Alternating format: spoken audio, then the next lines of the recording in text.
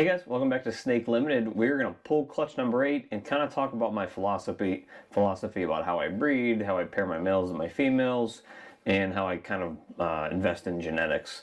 So if you guys watched my last video, this is the female that I gave the preview about in the beginning of it. That was looking like she was going to be a day late, and she did end up being a day late. I'm actually recording this video a day after I recorded the last one, even though it's coming out a full week later. It looks like she has a pretty large clutch. She is bucking, and I believe she's empty. Actually, let's see here. Yeah, she's empty, but she actually looks like she's still in pretty good shape. But she was a large female to begin with, and she's just a pastel pied, even though she's a really pretty pastel pied. You know, that's what she was sold to me as, and you know, she's definitely pastel. I don't think there's anything else in there. But what I'm going to do is I'm going to weigh her, and then I'm going to pull these eggs, and then I'm going to talk to you guys about who I paired to her and why I chose to do that. All right, so I just got finished weighing the mom and weighing the eggs, getting her back in the new tub. She actually laid 10 eggs. They all look good so far. This is actually her first clutch. She weighs about 1,900 grams at this point, and the eggs were about 1,100 grams. So each egg's a little over 100 grams on average. She lost approximately a third of her body weight, I would say, when laying these eggs, plus, you know, whatever fat reserve she burnt up as well. So she was probably over 3,000 grams when she was bred. So I got a 10 egg clutch. That will all be, they look like they're all healthy. So, you know, fingers crossed, that's what we get here. So what she was bred to was the same male from the last video, which is Ultraman, who's an Orange Dream, Leopard, Firefly, which is fire and pastel. So that's 4 genes. He's a visual ultramel, and he's 100% het pied. So what my philosophy has been since I started doing this, and even after changing my philosophy from just breeding a bunch of codoms to really buying heavily into recessive projects and double recessive projects for now, you know, at some point triple recessives, is that I want to take a male and invest a lot of money in a male, because you can spread those genetics to a bunch of different females rather than spending a super large amount of money on one female who can maybe breed for you once every 12 months, even less than that. A male, you're probably going to be breeding every single year. And a male, at the very least, you're probably breeding that male with 3 females. So this male, he has 2 clutches in the last 2 days that were laid for a total of, I think, 16 eggs. There is a large clutch in the incubator that I believe was 8 eggs. So that's 24 eggs that were produced from him so far this year. There was the 1 egg that came out of that Orange Dream het pied female that ended up being a Super OD Leopard Fire pied het ultramel offspring, which I have actually never seen before. The closest thing to it, I think Ozzy produced, which was I think an OD Leopard Firefly pied het ultramel, which he had listed for 10 grand. So that's a huge snake in and of itself, that one that I produced. And she's eating like a pig as well. So we're, I think, around 25 eggs or so. And I still think that, let me see here, what else? I don't know if there's anything else left that he was bred to. Maybe 1 or 2 females if I'm forgetting something. But let's say that one male, that I think I bought him from Ozzy for $5,500 a year and a half ago. He was actually already pretty big at that point when I bought him. He has given me 25-ish eggs this season, all of which look like they should be ready to hatch. And one of those snakes has already paid for itself. Paid for the father. And probably a lot of the females that I bred him to, because none of the other females that I bred him to were super crazy, which goes back to kind of my point as to, if you're on a budget and you don't know how you want to spend your money, get an awesome male and get a couple females that have decent genetics. And what I mean by decent is, so this male, let's forget about all the codom genes. Let's forget about OD, Firefly, and Leopard. He's an ultramel het pied male. In this pairing, what I'm looking to do is take that ultramel het pied male and breed it to a pied female. What that does is, if we get any visual pied snakes, which should be roughly half the clutch, so 5 of these eggs should be visual pieds, they will also be 100% het for ultramel. Meaning, when you go to breed those snakes, or even sell those snakes, you can guarantee the genetics of the offspring, which raises the price quite significantly over trying to sell 50% pos het pied snakes. So, and then you add on any other co-dominant genes on top of that, then you're just kind of, you know, making them a little more expensive. Now this male, I also wanted to produce some actual visual ultramels this season, because buying ultramels with a bunch of genes in it is hard to come by.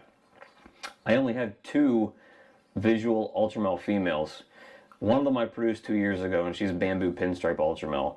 And the other one was an albino ultramel that he was actually bred to this year, but she's like all white, and you can't tell that she's even ultramel. But the only reason I purchased her was to breed him to her. Now, the downside with that pairing is that all of the snakes will come out ultramel, but they'll only be 50% possible het pied, which can be a negative because it's definitely going to reduce the value of those snakes. But now that we have genetic testing, it makes it a lot easier to figure out which snakes you want to hold back, especially with pied, because as far as I'm aware, there haven't been different lineages of pied, whereas they found out with ultramel that there's actually 2 that they've found so far that were different.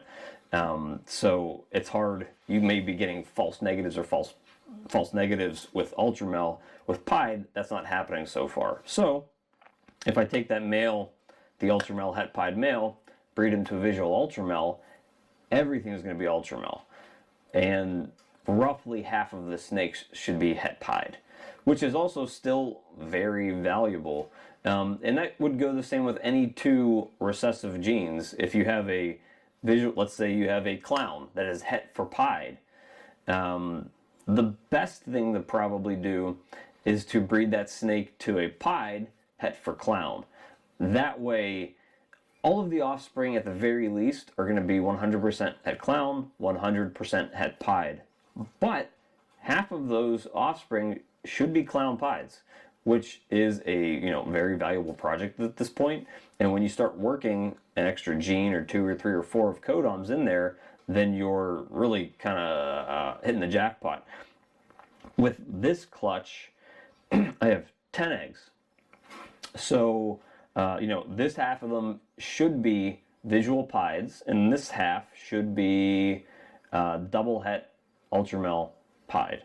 And so this half should be visual pied het ultramel. That could be more than 5 eggs, it could be less than 5 eggs. I could get lucky and hit 7 visual pieds in this clutch. I could get unlucky and hit 7 double hets with only 3 visual pieds in this clutch. But let's say I hit 5, because that's really average, that's really what should come out of it. 5 of these eggs are visual pied het ultramel. And let's say 2 of them are females. And let's say I have 2 of those females, and one of them is OD Leopard, and the other one is Firefly. Now I have 2 females out of this clutch. They each have 2 codominant genes. Let's just take the Orange Dream Leopard, for example. So I have this one female. She's Orange Dream Leopard pied het ultramel. How many of those have you seen on the market for sale? She's a valuable snake just as a pied. An Orange Dream Leopard pied is a really cool snake, and if you pair that up to a Orange Dream Enchi Fire male pied, that would just make an awesome snake. You have a Super Orange Dream Enchi Leopard Fire pied that's 50% het ultramel. That's gonna bring in a pretty penny. But this snake, it's an Orange Dream Leopard pied het ultramel. How many Orange Dream Leopard Ultra Pieds have you seen listed on Morph Market? Personally, I haven't seen any. There haven't been a lot of different snakes listed on Morph Market that are ultra pied. I've seen some pastels. That might be about it, actually. So when you're taking this clutch, and I'm getting 2 females out of it, one's Orange Dream Leopard pied het ultramel, and the other is pastel fire pied het ultramel, and I keep those snakes back. I sell all the double hets, which aren't going to be super expensive because, hitting double hets, when somebody ends up buying a pair of them or 1.2, 1 male to 2 females, it's going to reduce the possibility of that person creating ultra pieds, but at least they're 100% het for ultramel and pied. I can still sell those 5 double hets. I get to keep these 2 females that each have 2 co-dominant genes, and then there's 3 males left over that are pied het ultramel that will most likely have 1 or 2 or 3 co-dominant genes in it, which are very valuable to somebody if they're looking to get into the project. And on top of that, you can hit some really good odds, like I did from that clutch last month where I bred this male to an Orange Dream het pied female. She wasn't even visual pied, and I got lucky. She laid 7 slugs. She laid 1 good egg, and that 1 good egg ended up being super Orange Dream fire leopard pied het ultramel. I've never seen a snake like that. She could be worth upwards of $10,000. I had less than a 1% chance of hitting that snake, I think, on Morph Market when I calculated it. It was like 1 out of 128 possibility of hitting that. So I hope I didn't use up all my luck so far this year. There might be a good possibility I did with that clutch. But there's always the possibility of hitting that. So when you have healthy females like this girl who lays 10 large eggs, half of them should be pied anyways, and half of them should be females. I should theoretically get 2 or 3 female pieds out of this clutch that are going to be het ultramel, that I will be holding back, that I will be breeding hopefully in 2 years, that I could possibly make combos that people haven't seen before. I have a Super OD Fire Leopard pied female that's het ultramel right now, and if I decide to pick up a different male in a year or so, that's, let's say he's ultramel and he's het pied, or an ultra pied male, if I produce a crazy ultra pied male sometime in the next 2 years, and I breed it to a Super OD Leopard Fire pied het ultramel, I'm going to be making Super OD ultra pieds that have 1 or 2 or 3 other co-dominant genes in it. And that is going to absolutely, like, destroy the competition in terms of what people are making with ultra pied. So this one male that I bought for $5,500 that has 4 codom genes, visual ultramel, het pied, is going to end up really constructing a very strong base for my ultra pied project. And that's how I move in my business growth, is trying to get males that just have a bunch of genes in them that work well in the project that I'm looking at, that I can pair up to females that kind of work well with them. So in this case, I didn't take this male and breed it to a plain female that didn't have any recessive genes. I just took him to a simple pastel pied, and the amount of power that's going to come out of this clutch is going to be huge, especially when you look at it 1 or 2 years down the road. You need to start looking down the road. You can't just look at what you're making right now. You have to be constantly building if you're looking to do this as a business.